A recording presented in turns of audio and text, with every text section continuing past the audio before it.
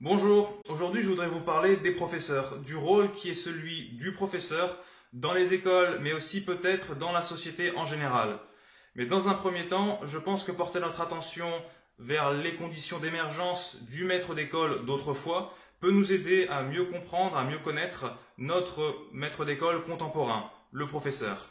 Alors je vous propose dans cette vidéo un petit retour sur l'histoire de leur formation.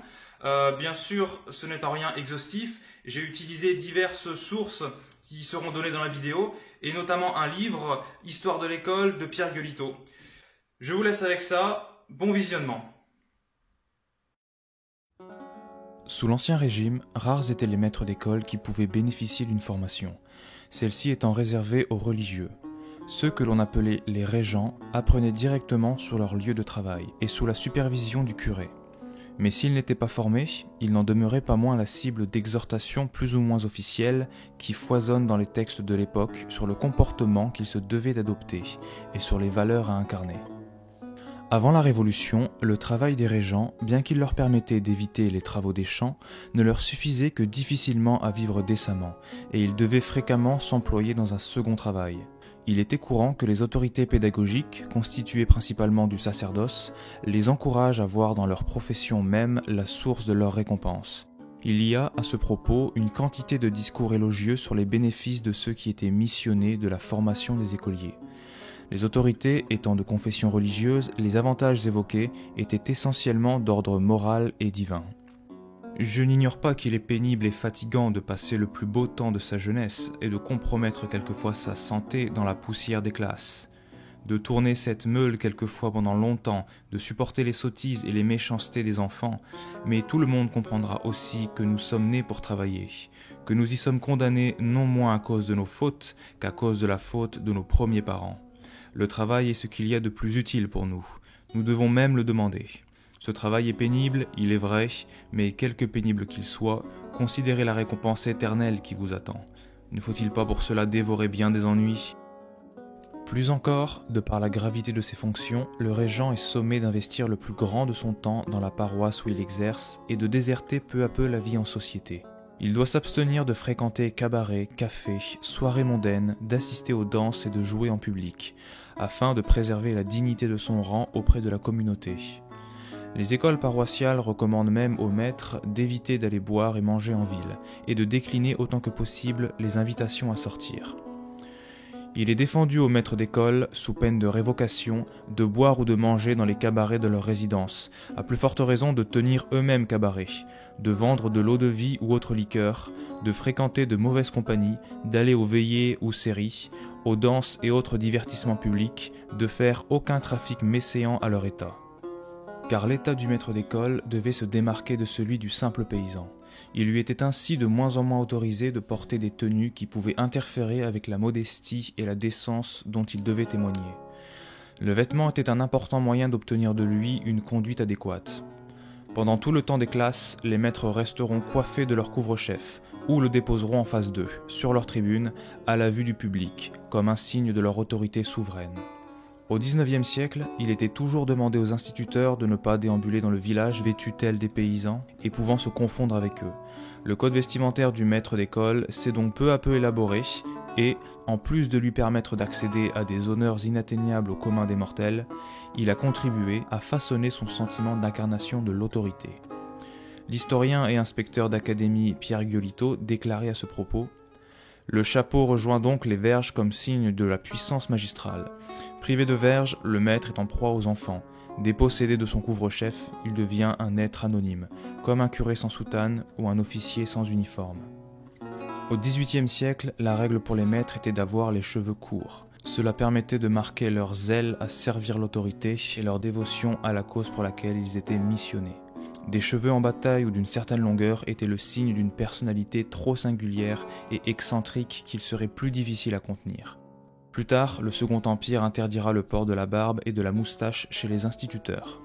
Concernant l'attitude à adopter auprès des élèves, les consignes sont particulièrement longues et détaillées au XIXe siècle.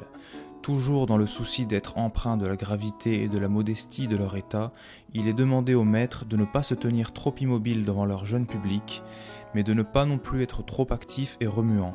La revue pédagogique de 1881 sert de vecteur à la morale républicaine à travers les écoles.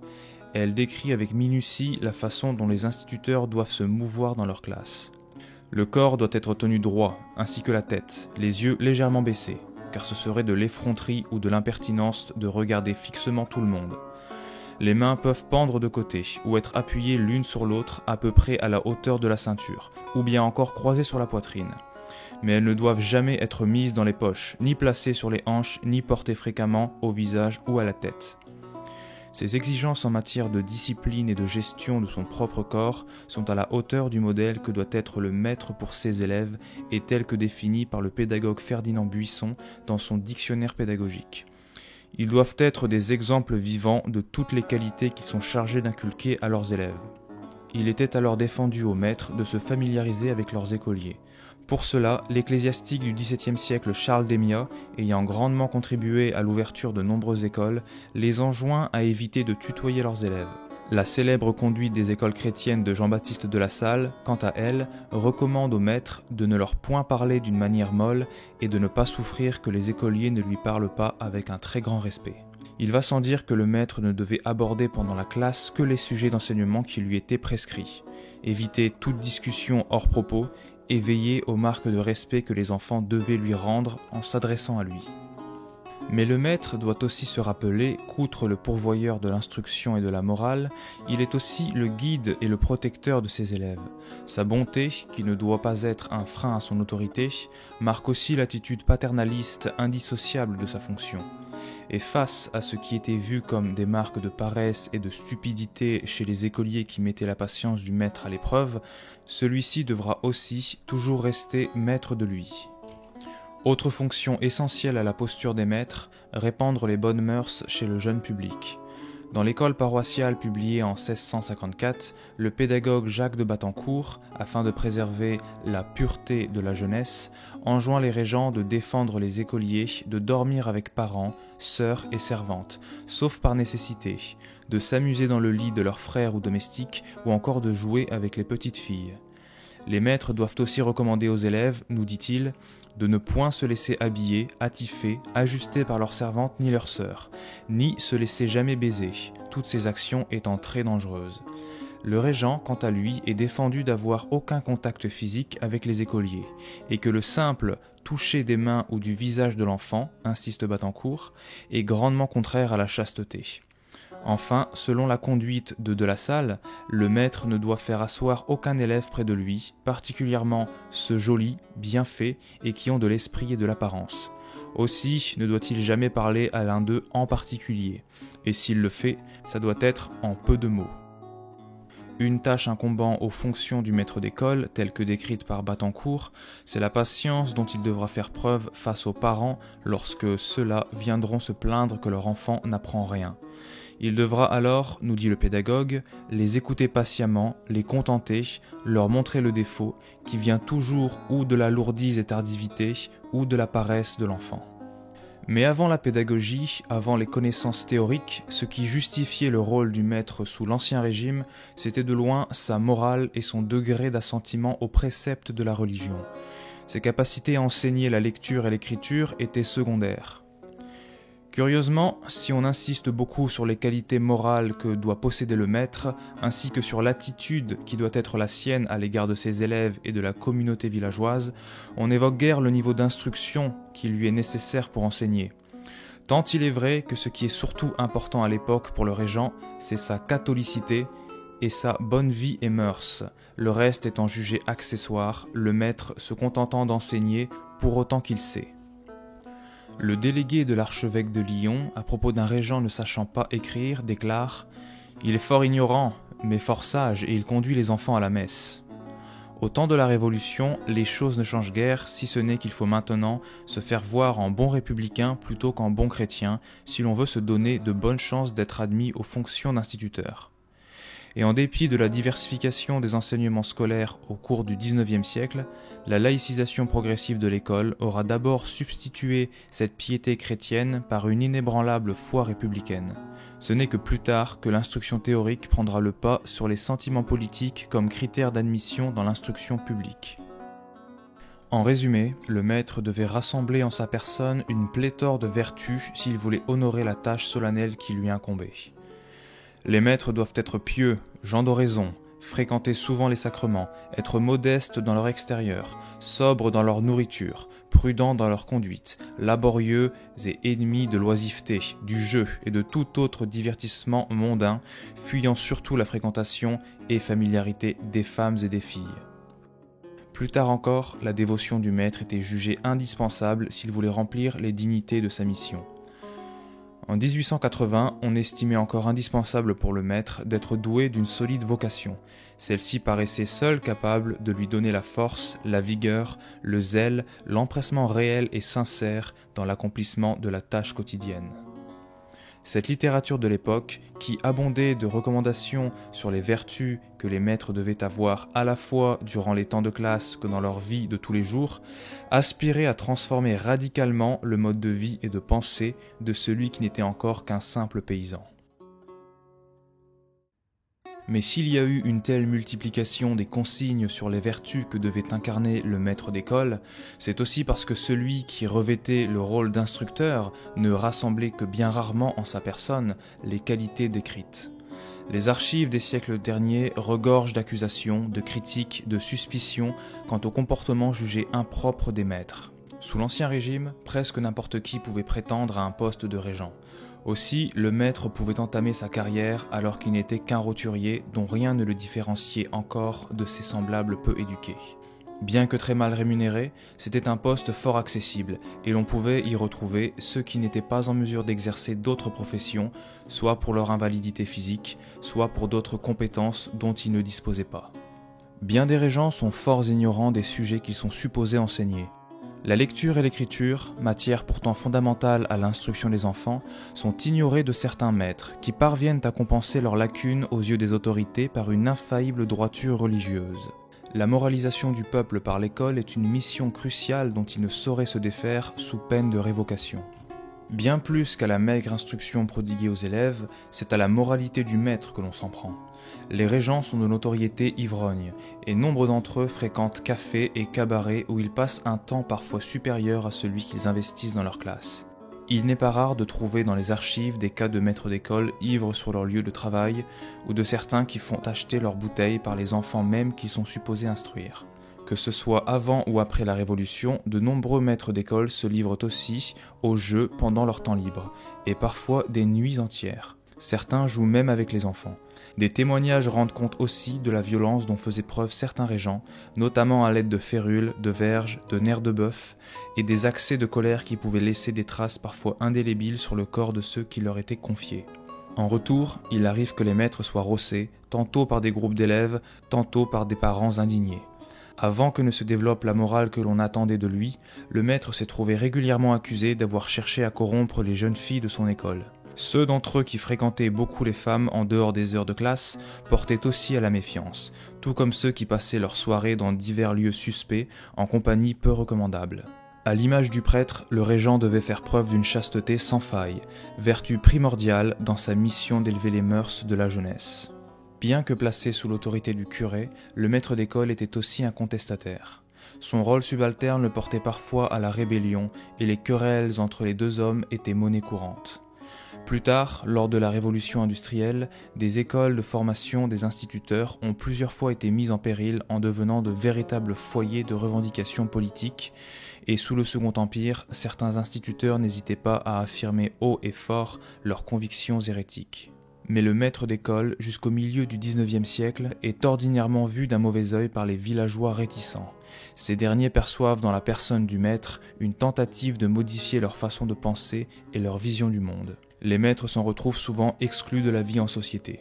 Dans son dictionnaire de pédagogie et d'instruction primaire, Ferdinand Buisson rapporte les doléances des habitants d'une commune de Bourgogne à propos des instituteurs. Ils sont regardés comme étrangers et non comme citoyens, et n'ont point entré aux assemblées des communes. Comme gens errants et sans aveu, ils n'ont aucune voix délibérative. De plus, les paysans estiment les enseignements des instituteurs inutiles, qu'ils sont une perte de temps pour leurs enfants, voire que ces derniers se font maltraiter. Ainsi s'installe un climat d'hostilité entre maîtres et parents. En 1780, on pouvait lire dans le mémoire d'un régent Que n'a-t-il pas à souffrir de la part des pères et mères? L'amour aveugle, déraisonnable de tant de mauvais parents les irrite contre les châtiments les plus justes, les plus sages et indispensables. Pour la moindre faute, ils chargent leurs enfants d'injures, de malédictions, de coups, mais pour peu que le maître sévisse, le dépit et la fureur les transportent. Ils insultent le maître au logis, en pleine rue, même dans l'école. Ils retirent les enfants avec éclat, ils les envoient ailleurs. Ils conservent des haines implacables et forment des complots iniques contre les maîtres pour leur nuire, les expulser. Alors que les autorités s'empressent de faire honneur à l'image du maître dévoué, celui-ci ne profite d'aucun pouvoir décisionnel dans le village où il est établi, et cela durera jusqu'au XXe siècle. Les innombrables recommandations dont est sujet le maître d'école sur son comportement à avoir nous montrent que l'importance et la gravité de sa fonction lui sont encore bien étrangères. Il est plutôt un personnage léger et dénué de réelle vocation éducative. Alors qu'il était rejeté par ses contemporains de par la nature de sa mission, il pouvait aussi être très apprécié, mais bien moins cette fois pour l'enseignement qui lui incombait de diffuser. Giolito nous dresse son portrait en quelques mots, sous l'Ancien Régime et au moins jusqu'à l'époque napoléonienne. Aimant boire et s'amuser, troussant les filles à l'occasion, convivial en diable, le maître d'école d'autrefois fait souvent figure de joyeux drill dont on se dispute la compagnie. Toute l'attention portée sur les compétences nécessaires des maîtres n'avait pas suffi à en faire les dignitaires escomptés. L'ouverture et la multiplication progressive des écoles ayant précédé toute formation officielle des maîtres. Les moyens que s'était donné l'école n'avaient pas été à la hauteur de ses ambitions. Ce sont donc sur les centres de formation que comptent les autorités du XIXe siècle pour redresser les torts des maîtres en formant des instituteurs dotés des connaissances théoriques et d'une morale adéquate avec ce que leur demande leur fonction. Des formations qui devaient être d'autant plus rudes et strictes que les élèves maîtres sont encore loin d'être reconnus à la hauteur de la tâche qu'ils devront réaliser. C'est d'abord en période révolutionnaire, puis particulièrement après le passage d'une loi de 1833 impulsée par François Guizot, ministre de l'Instruction publique de l'époque, que s'est popularisée la formation des instituteurs dans des établissements appelés écoles normales. Ces écoles se sont multipliées jusqu'à que tous les départements français possèdent la leur en 1880 et permettent d'uniformiser l'enseignement dispensé aux élèves maîtres. Les temps de vie dans les écoles normales sont rythmés au son ou bien d'une cloche ou bien d'un tambour. Guizot avait jugé indispensable que ces écoles soient des internats si l'on voulait espérer réussir l'éducation morale des futurs maîtres. Car selon lui, il y a de grands inconvénients à laisser livrer à eux-mêmes, en quelque sorte, en dehors de leurs heures d'études, au milieu de la dissipation d'une ville, des jeunes gens qui sont destinés pour la plupart à exercer dans des communes rurales les fonctions graves et modestes de l'enseignement primaire. Il est fait en sorte que les futurs instituteurs soient autant que possible dans leur école et sous surveillance. Sur les 3 années que constitue leur formation, la fréquence des sorties est d'ailleurs très limitée, et lorsqu'elles ont lieu, elles doivent se faire en uniforme. L'article 21 du décret du 24 mars 1851 portant sur le règlement des écoles normales primaires indique par exemple que toute sortie est interdite pendant la durée des heures de cours, et que les élèves seront toujours conduits en promenade par le directeur ou les maîtres adjoints. Dans les écoles normales d'institutrices, les règlements sont plus sévères. Les élèves maîtresses ne sortent que sur la demande de leurs parents ou de leurs correspondants. Celles qui restent à l'école sont conduites en promenade. La directrice demande aux parents, au commencement de l'année scolaire, la liste des personnes avec lesquelles ils autorisent leurs filles à correspondre. Les lettres écrites aux élèves maîtresses devront porter sur l'enveloppe la signature de la personne de qui elles émanent. Celles qui ne portent pas cette signature sont envoyées par la directrice aux parents de l'élève. Les élèves apprennent l'imposition du silence et leur surveillance s'étend jusque dans la nuit pour les internes. Les formateurs chargeaient aussi à tour de rôle des élèves de 3e année de la supervision de leurs collègues, pendant que les établissements étaient contrôlés par les commissions de surveillance. Dans la circulaire du 18 octobre 1881, Jules Ferry parle de la fonction paternelle d'inspection de la commission de surveillance qui a trait à la discipline, à la tenue générale des écoles normales, à l'ordre intérieur, à la situation morale des maîtres et des élèves, en faisant allusion à la surveillance que tout père doit avoir sur ce qui se passe dans son foyer. Cette discipline est particulièrement de mise sous le Second Empire, où les lectures des élèves maîtres sont contrôlées et où l'on veille à ne pas mettre à leur disposition dans les bibliothèques des livres traitant de sciences morales que l'on considère inappropriées. L'attention était portée jusqu'au régime alimentaire des futurs instituteurs dans certaines écoles où on leur limitait le vin et la viande, ce dernier aliment étant considéré comme excitant et impropre à la modestie que requiert leur fonction. Les normaliens portent tous un uniforme strict et Charles Péguy fut le premier à nommer les instituteurs de la Troisième République les hussards noirs. Hussards comme les unités militaires de cavalerie hongroise en référence à leur discipline et leur dévouement, noirs parce que la couleur de leur uniforme n'est pas sans rappeler une certaine austérité. Cet uniforme était une sorte d'uniforme encore plus sévère, encore plus militaire, étant un uniforme civique.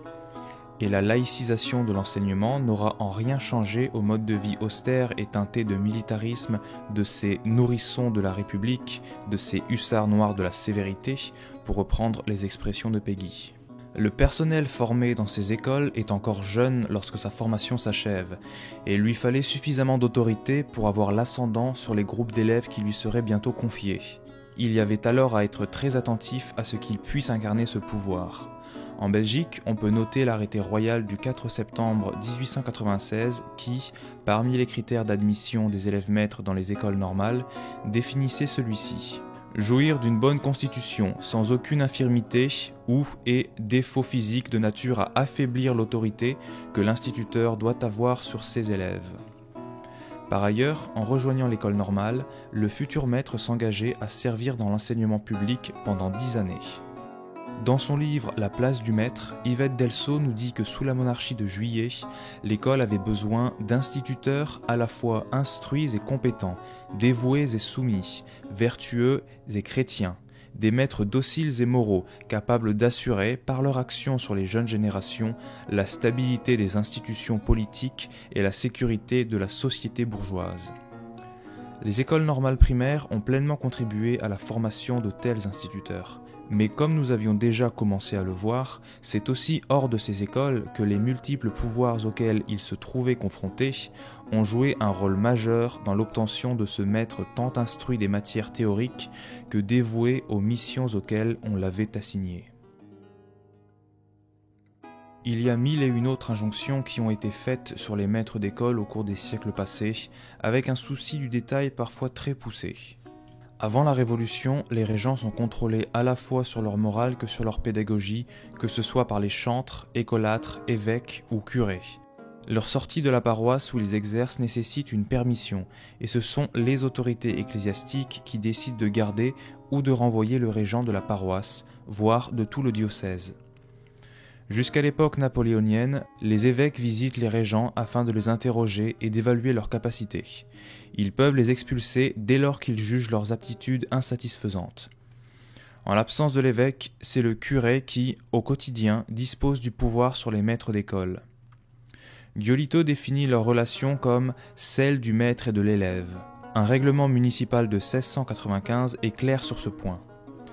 Enjoignons expressément aux maîtres de porter honneur et respect au curé, de leur obéir en tout ce qui regarde l'instruction des enfants, de recevoir l'édit curé lorsque, suivant les statuts synodaux, ils iront visiter leurs écoles, de recevoir avec soumission les avis qu'ils jugeront à propos de leur donner, ce que nous exhortons les curés à faire avec beaucoup de charité et d'honnêteté.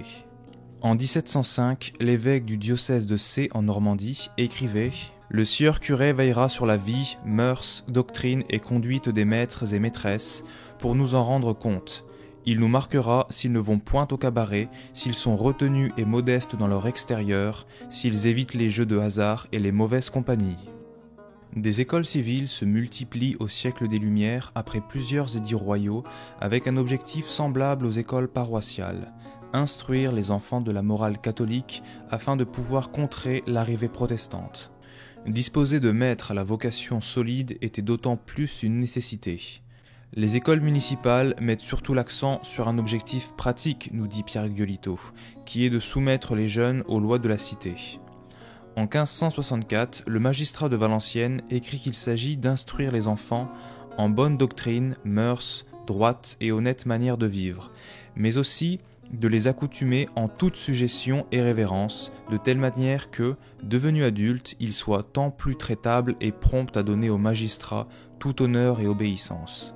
Giolito précise qu'une autre finalité de l'école, déjà au XVIe siècle, est de nettoyer les rues de la foule des enfants errants qui les souillent de crasse et de misère, et de transformer ces révoltés en puissance en sujets dociles et soumis aux autorités publiques. Après la Révolution, la situation n'évolue guère pour le maître d'école, et Laurin le déclare être l'humble valet de son curé. Il n'agit, il ne pense, en quelque sorte, que par l'ordre de son curé.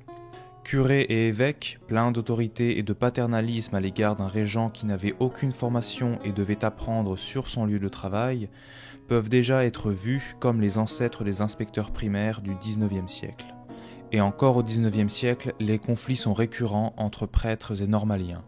Ces deux hommes, plutôt que de collaborer en vue de réaliser leur objectif commun qu'est l'instruction morale et théorique des enfants, ne parviennent que rarement à s'entendre. Entre ces deux hommes de bonne volonté, mais aux idées diamétralement opposées, convaincus l'un et l'autre de la prééminence de sa fonction, le conflit est inévitable. Mais au fil du siècle, l'instituteur est de plus en plus avantagé face à l'homme d'église. Sa condition s'améliore et il est mieux perçu par les villageois. Cela n'améliore guère leurs relations, car le maître saura utiliser la nouvelle place dont il bénéficie au sein de la société pour prendre sa revanche sur son rival. Mais le pouvoir qu'acquiert progressivement le maître reste fortement limité, car si la laïcisation de l'enseignement a débarrassé l'instituteur de la tutelle du curé, l'autorité à laquelle il doit maintenant se vouer est celle des inspecteurs primaires. Depuis le décret impérial de 1808, le brevet de capacité est requis pour enseigner, et les conditions d'accès au poste d'instituteur deviennent plus strictes à la fin du siècle. Mais surtout, à la période révolutionnaire, c'est en bon républicain qu'il fallait postuler plutôt qu'en bon chrétien si l'on voulait prétendre à un poste dans l'enseignement. Les inspecteurs primaires, ancêtres de nos inspecteurs de l'éducation nationale, sont créés en 1835 pour contrôler, surveiller, conseiller et diriger les maîtres. Les autorités ne se gênent pas pour faire des rapports d'appréciation sur le niveau de conformité républicaine des instituteurs. Ceux qui n'utilisent pas les bons manuels, qui n'accompagnent pas les enfants aux fêtes nationales ou qui ne font pas réciter la Déclaration des droits de l'homme sont blâmés, pendant qu'il est fait l'éloge des républicains les plus zélés. Cela pousse de nombreux maîtres à jouer les faux dévots afin de conserver leur poste ou en obtenir de meilleurs. À l'époque révolutionnaire, on s'y entend chasser les sorcières. Et celles-ci prennent souvent la forme d'instituteurs faisant preuve de trop de tiédeur à l'égard du nouveau pouvoir ou manquant de civisme et de mœurs. On pouvait trouver dans les rapports des inspecteurs une partie qui traitait des opinions politiques des instituteurs, critère important sur lequel ils étaient jugés. Certains instituteurs étaient dénoncés pour avoir des tendances politiques socialistes et communistes. Ceux qui étaient trop contestataires étaient suspendus ou révoqués. Le pouvoir a toujours cherché à exercer un contrôle politique très strict sur les instituteurs. Courroie de transmission de l'idéologie officielle, les maîtres d'école ne sauraient penser et agir autrement que ne l'exige l'intérêt supérieur du gouvernement. Des conférences pédagogiques ont lieu de plus en plus souvent au cours du XIXe siècle. Un texte ministériel autorise les instituteurs à se réunir une fois par mois pendant l'hiver et 2 fois par mois l'été. Mais ces conférences doivent être cadrées et surveillées de près, sans quoi elles se transforment rapidement en des réunions de contestation d'ordre politique. Tout sujet non pédagogique est donc interdit. Plus tard, elles seront présidées par l'inspecteur primaire et les sujets abordés seront préalablement fixés par l'inspecteur d'académie. Ces mesures draconiennes se révèlent idéologiquement efficaces. Nulle voix discordante ne se fait plus entendre au sein des conférences d'instituteurs, au point qu'elles ne tardent pas à sombrer dans le conformisme et la routine. Il suffit d'en lire les comptes rendus pour constater qu'elles se contentent de décalquer très étroitement la vulgate pédagogique du moment. À croire que ce ne sont pas seulement leurs thèmes qui ont été choisis par l'administration, mais le contenu même de leurs débats. Les conférences pédagogiques cessent dès lors d'être un lieu d'expression pour les instituteurs. Elles se muent en courroie de transmission de l'administration. Elles sont le lieu où se diffuse la rénovation pédagogique du troisième tiers du XIXe siècle, dont l'un des buts est d'uniformiser, voire de standardiser, la transmission du savoir, comme on avait auparavant uniformisé le fonctionnement pédagogique des écoles. Le temps n'est pas éloigné où ce sera l'inspecteur primaire lui-même qui, juché sur une estrade, pérorera une journée durant devant un parterre d'instituteurs passifs et somnolents. Quant aux réunions entre instituteurs dans les écoles, elles étaient surtout l'occasion pour le directeur de faire remonter les manquements en termes de discipline et de manière d'enseigner des maîtres. Les instituteurs étaient fréquemment utilisés au service des différents mouvements politiques et c'est Jules Ferry, dans le sillage d'Hippolyte Carnot, ministre de l'Instruction publique, qui va les enjoindre d'un devoir de neutralité afin de casser les guerres d'appropriation des maîtres par les politiques. Les instituteurs devront dorénavant se cantonner à leur devoir d'éducateurs. Ferry leur demandera de se barricader dans leur indépendance et de ne jamais s'aventurer sur le terrain de la politique militante et quotidienne. Leur rôle étant de former des futurs électeurs, les voir exprimer sans réserve leurs sentiments politiques, laisser craindre qu'ils ne se détournent de leur rôle d'instructeurs. Mais cette indépendance est loin de les prémunir contre la nécessaire obéissance dont ils devront faire preuve dans la réalisation de leurs devoirs.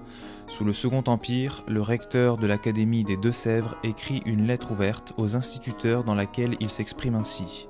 « Votre honneur véritable, celui que vous devez ambitionner, est tout entier dans le degré de zèle que vous saurez apporter à l'accomplissement de vos graves obligations. » Il arrive aussi que des instituteurs soient dénoncés par des parents d'élèves convaincus soit de leur manque de piété religieuse, ou bien après avoir décelé chez eux des tendances communistes.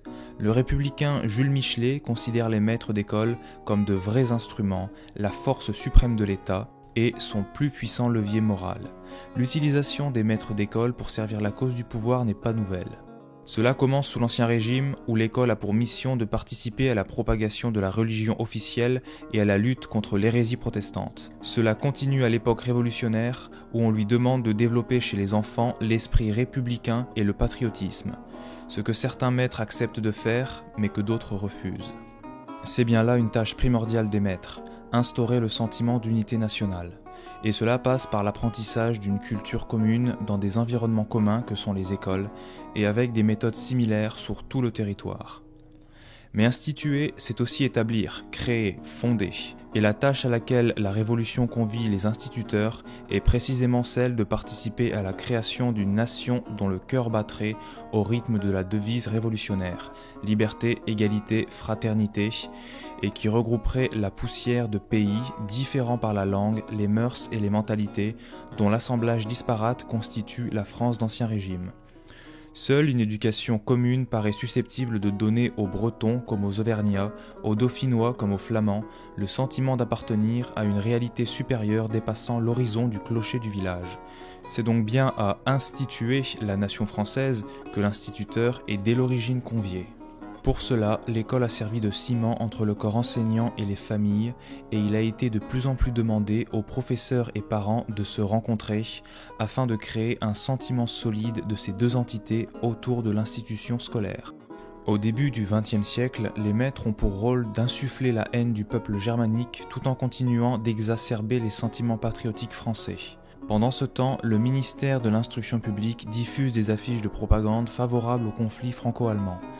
Cette propagande ne touchait pas seulement les écoliers, mais toute la population et les familles, qui devaient s'allier à la cause nationale. Époque où la discipline est le maître mot, où le côté militaire des rythmes était très important.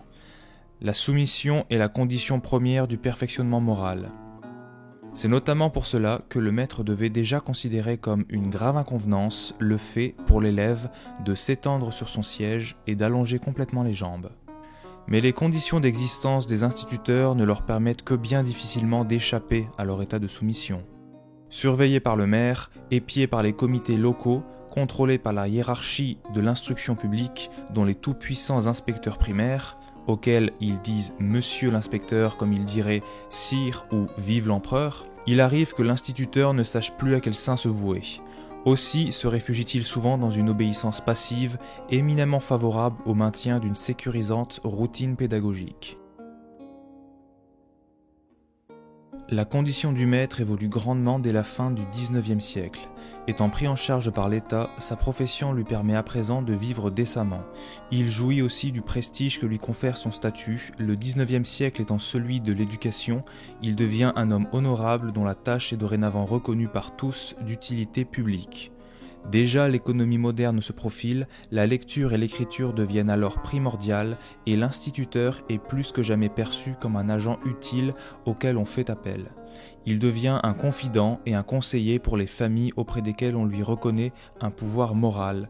Il aide les paysans dans la rédaction de leurs courriers, dans le calcul de leurs impôts. Sa tâche ne consiste plus à se présenter en républicain zélé, mais d'abord à instruire les enfants des matières scolaires.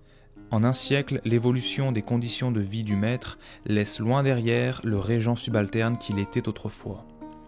L'instituteur de la Troisième République bénéficie, au même titre que le curé, d'une place reconnue dans la société et profite d'une grande considération. Cela n'a malheureusement pas empêché pour l'instituteur de toujours avoir son lot de problèmes. Bien que reconnu dans son rôle d'instructeur, ses fonctions le positionnent sur des fronts multiples qui lui valent facilement la méfiance de son entourage, comme le témoigne le Journal des instituteurs de 1882. L'instituteur a-t-il des amis ? On l'accuse de nouer des intrigues. Fréquente-t-il le maire ? On l'accuse de comploter contre le curé.